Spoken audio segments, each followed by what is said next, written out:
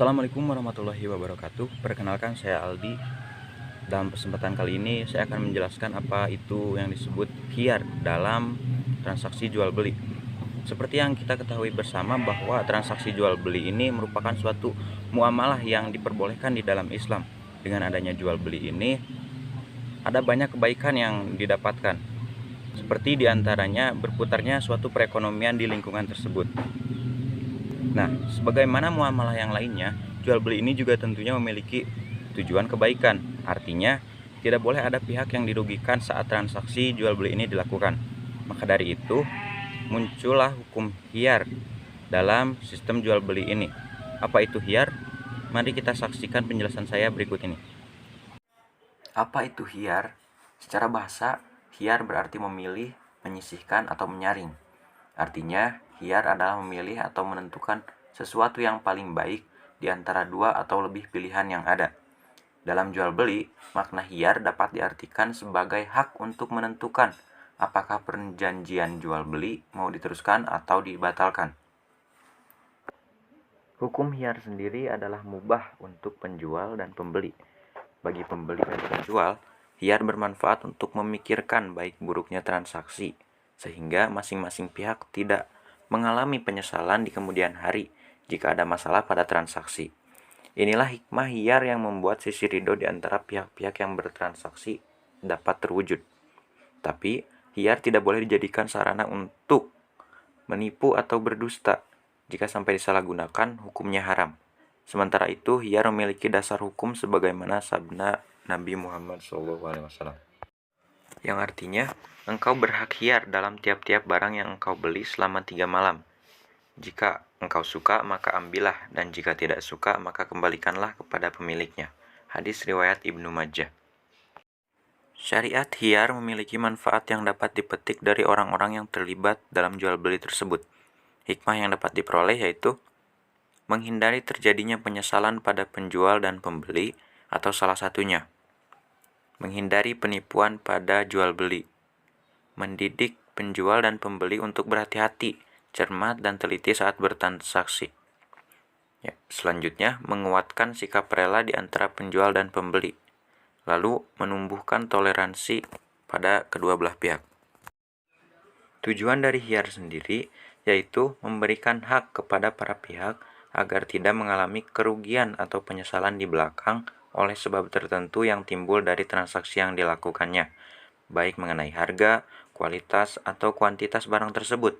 Di samping itu, hak khiyar juga dimaksudkan untuk menjamin agar akad yang diadakan benar-benar terjadi atas kerelaan penuh dari para pihak bersangkutan, karena kesukarelaan itu merupakan asas bagi sahnya suatu akad. Khiyar sendiri memiliki beberapa jenis yang perlu diketahui sebelum menjalankan proses jual beli. 3 diantaranya adalah khiyar majelis, khiyar syarat, dan khiyar aib. Yang pertama yakni khiyar majelis.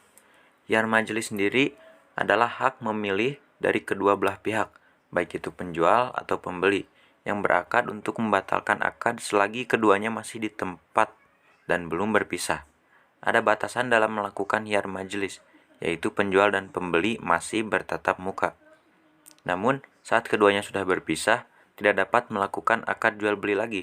Artinya, perjanjian yang sudah berlaku tidak dapat diubah lagi, kecuali jika sudah ada kesepakatan untuk menggugurkan hak khiyarnya.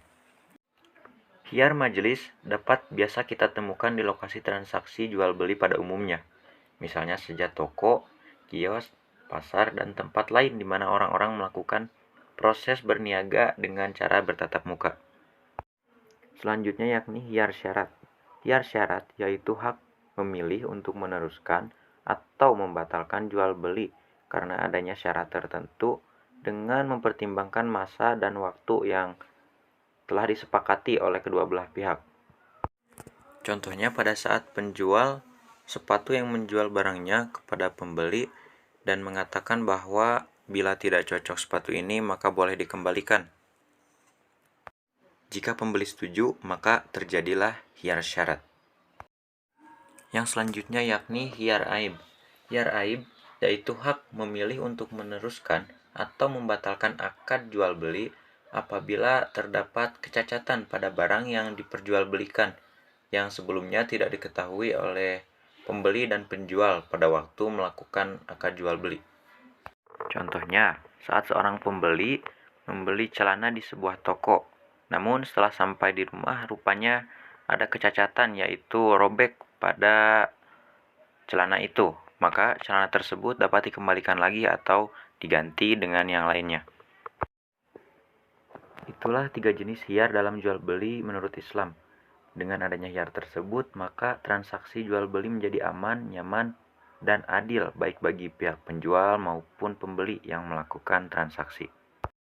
Selanjutnya akan saya bahas juga jual beli yang tidak syah karena kurang dalam syaratnya maupun rukunnya.